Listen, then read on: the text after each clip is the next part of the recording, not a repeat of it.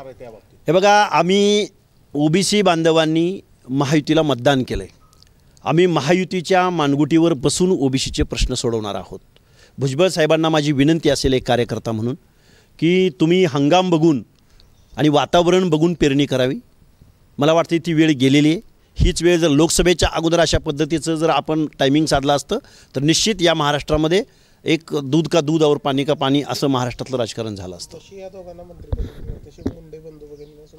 कमी दर्जाच्या खात्याची मंत्रिपद, हे बघा, मंत्रिपद मिळणं आवश्यक आहे. मिळालं आहे मंत्रिपद, आणि कुठलंही मंत्रिपद त्याच्यातून जनतेची सेवा करता येते. त्यामुळे कमी दर्जाचं आणि कुठलं कमी दर्जाचं असलं तर त्यांच्या नावात दम एवढा आहे की ते आणतील बजेट आणखीन जास्त.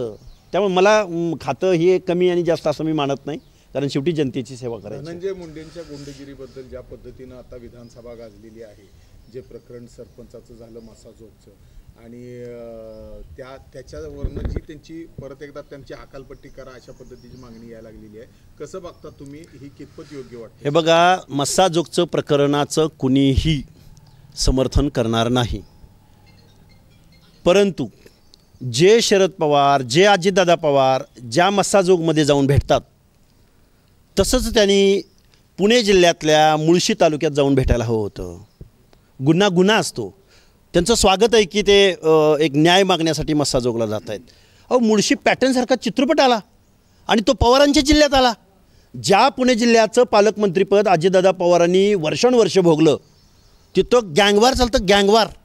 आजही कोयता गँगची दहशत पुणे जिल्हा आणि पुणे शहराच्या सगळ्या उपनगरांमध्ये, पिंपरी चिंचवडमध्ये आजही तिथं बिल्डर लोकांना धमकावलं जातं. आजही रांजणगाव MIDCमध्ये मारामाऱ्या चालतात, चाकण परिसरामध्ये मारामाऱ्या चालतात. हे दिसत नाही का पवार काका पुतण्यांना? हे गृह खात्याचं अपयश आहे ना. गृह खात्याचं म्हणा किंवा अजून कुठलं म्हणा, जे धनंजय मुंडेला जबाबदार धरतायत, धनंजय मुंडेंना, तेच अजितदादा पवार पुणे जिल्ह्याबद्दल का बोलत नाहीत?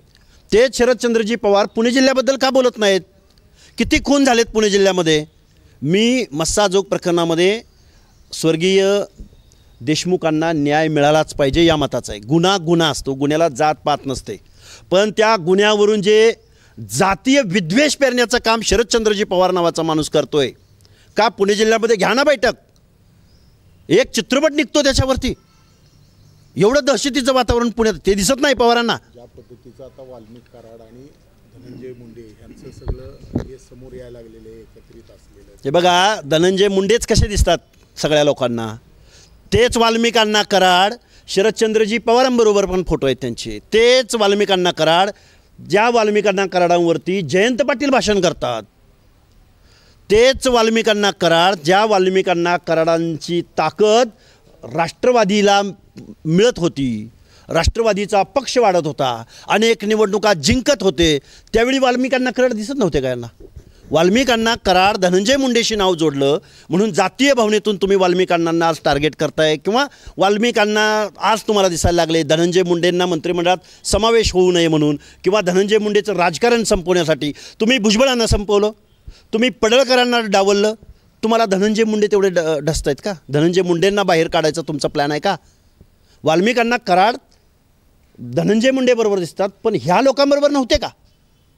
या प्रश्नाचं उत्तर महाराष्ट्राला दिलं पाहिजे. त्यावेळेला असे खून केले नव्हते, असे खंडन कुणी सांगितलं? ह्यांचे आरोप कधीपासूनचे आहेत? आमच्या माळशिरसच्या आमदारांनी किती खुनांचा गुन्हा केला आहे, त्यांच्यावर आरोप केला आहे? 28. म्हणावं, निवडून आला आहे, माळशिरसमधल्या लोकांचं काम करा म्हणावं. कशाला एवढ्या लांब जात आहे? इथं लोकांच्या सातबारे लोकांना नोटिसा निघालेल्या आहेत, लोकांच्या मानगुटीवर बँका बसलेल्या आहेत. कशाला तिकडे जाऊन उगच आबाळ हे करताय म्हणावं, आबाळाचा मुका घेताय? इथलं तुम्ही निवडून दिलं आहे जनतेनं, कधी नव्हे ते आपला पाळणा हल्ला आहे. तुम्ही जरा इथलं तालुक्यातले प्रश्न सोडवा म्हणावं.